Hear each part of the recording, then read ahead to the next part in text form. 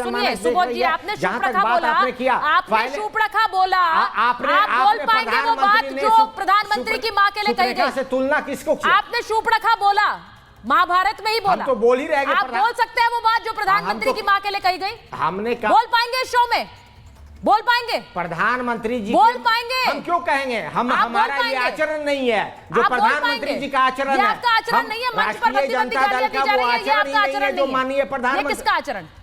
कोई मंच नहीं था, हमारा कोई मंच नहीं था। झंडे किसके लगे? किसके झंडे लगे? तस्वीरें देखिए ना, किसके झंडे? प्रधानमंत्री जी का जो, ये किसके झंडे हैं? प्रधानमंत्री जी का जो आचरण है, आप बोल नहीं पा रहे नहीं है। अब यहाँ मुझे बता रहे हैं आचरण की बारे में, क्या नहीं बोलेंगे? बिहार में मैं तो सीधे ममता जी किशोर, नहीं सुबोध जी, आप बोल नहीं सकते हैं।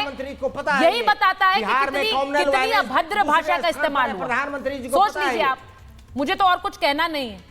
आप शूर्पणखा कह सकते हैं, ये नहीं बोल पाएंगे ना। यही सोचिए कितनी अश्लील बातें कही गई। मैं एक बार ममता जी, तस्वीरें बिहार से नहीं आ रही, तस्वीरें तिरुवनंतपुरम से भी आ रही हैं, तस्वीरें चंडीगढ़ से भी आ रही हैं, तस्वीरें अलग अलग राज्यों से आ रही हैं। मेरा सिर्फ ये कहना है कि प्रधानमंत्री को जितनी बार अब शब्द कहे गए, उन्होंने चुनाव में एक तरह से उस चुनाव को भी जीत लिया, ये बाजी भी पलट दी। ये क्या एक सेल्फ गोल हो गया है कांग्रेस और आरजेडी के लिए?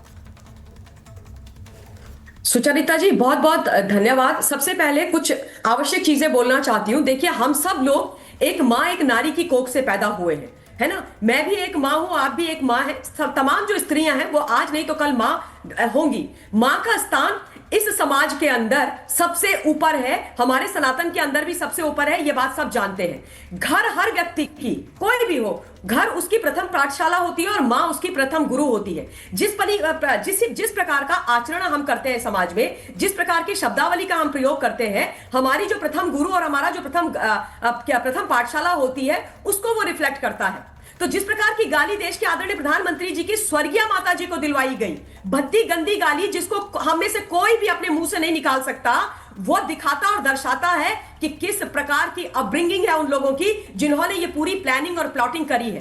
राजनीति अपनी जगह है, राजनीतिक विरोधाभास अपनी जगह है, आप राजनीतिक लड़ाई लड़िए, लेकिन आप एक मां को अपनी गंदी राजनीति में घसीट करके लेके आएंगे, और वो भी उस मां को जिनका राजनीति से कोई लेना देना नहीं था, वो मां जो आज दुनिया में नहीं है। आपने प्रधानमंत्री जी को भद्दी भद्दी गालियां दी, आपने प्रधानमंत्री जी को अनाप शनाप बोला, और अब जब उनकी मां इस दुनिया में नहीं है तो आप उनकी मां के पीछे पड़ गए। क्यों भाई? और एक और चीज बोलना चाहती हूं कि यह राजनीतिक विषय नहीं है, यह भावनात्मक विषय है। ये हम सबकी भावनाओं से जुड़ा हुआ विषय है, ये भारत के संस्कारों से जुड़ा हुआ विषय है, यह हमारी सभ्यता और संस्कृति का विषय है। मुझे आश्चर्य होता है कि राजनीतिक द्वेष में लोग कितना गिर गए हैं कि आज इस शर्मनाक, इस घटिया घटना क्रम को भी वो डिफेंड करने के लिए आ रहे हैं। अब यहां पर आरजेडी के नेता बहुत बड़ी बड़ी बातें कर रहे थे, ये वो सो। सिर्फ दो नाम इनको याद दिलाना चाहती हूं सुचरिता जी, सिर्फ दो नाम। उस पर अगर ये मुझे कुछ बोल दे तो मान जाऊं मैं इनको। बताइए, चंपा विश्वास के साथ जंगल राज में जो हुआ वो क्यों हुआ? एक आईएएस ऑफिसर की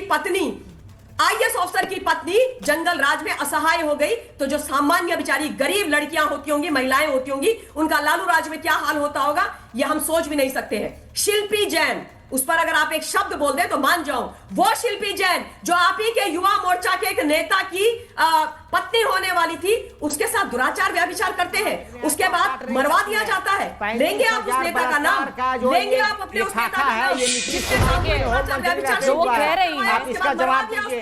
हिम्मत है आपके अंदर। ये तो सिर्फ दो मैं आपको बता रही हूं जो मुझे याद आया आपकी बातें सुनकर। जिस व्यक्ति का नाम ले रहे हैं, चंपा विश्वास की जो चीखें हैं वो आज भी बिहार की सियासत में गूंजती हैं। सुबोध जी, ये आप मानेंगे कि नहीं मानेंगे मुझे नहीं पता है, लेकिन चंपा विश्वास का जिक्र ममता जी कर रही हैं और उनकी चीखें आज भी गूंज रही हैं बिहार की सियासत में। इसीलिए मैंने कहा, और इसीलिए प्रधानमंत्री ने तो इसे आपके सरकार से जोड़ा ही। उन्होंने कहा कि जो लोग इस तरह की भद्दी भाषा का इस्तेमाल कर रहे हैं, आप सोचिए उनके राज में महिलाएं कितनी सुरक्षित होंगी। किशोर जी, अब मुझे नहीं पता, ममता जी कह रही है ये राजनीतिक मुद्दा नहीं है, ये भावनात्मक मुद्दा है। देखिए, आधा घंटे के बाद सबके आखिरी में मुझे आपने बोलने दिया। चलो, मैंने इनको थोड़ा चुप करो यार, थोड़ा इनको चुप कर दो। मैं बोल रहा हूँ, हर्षवर्धन जी ने मैं बोला, मैंने सुना मेरी बहन अनामिका और नहीं आपकी भी बात सब सुनेंगे, ममता सब बोलिए। ताई ने बोला। हाँ, मैं अभी बता रहा हूँ, ममता ताई ने जो कुछ कहा वो भी मैंने सुना।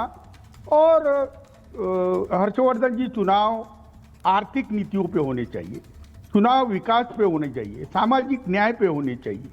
और चुनाव के अंदर हाँ। घटिया गालियां देना तो अनुचित है। और मैं अनामिका जी और ममता जी और हर्षवर्धन जी और पूरे देश के दुनिया भरे में महाभारत देखा जाता है, तो उन सबसे अनकंडीशनल एपोलॉजी मांगता हूं कि ये चीज अनुचित है यानी अनुचित है।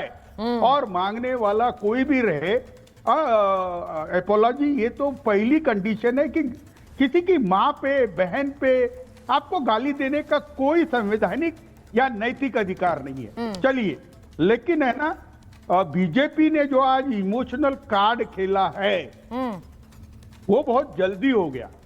अनामिका जी, थोड़ा जल्दी हो गया। हाँ, मोदी जी का वो रोना, फिर वो उनका भी रोना, कौन वो बिहार के प्रदेशाध्यक्ष का रोना, ये है ना बहुत जल्दी हो गया। नवंबर में चुनाव है और जिस प्रकार की सरकार नीतीश कुमार की चली है, हाँ। मुझे लगता है कि उनका जाना तय है।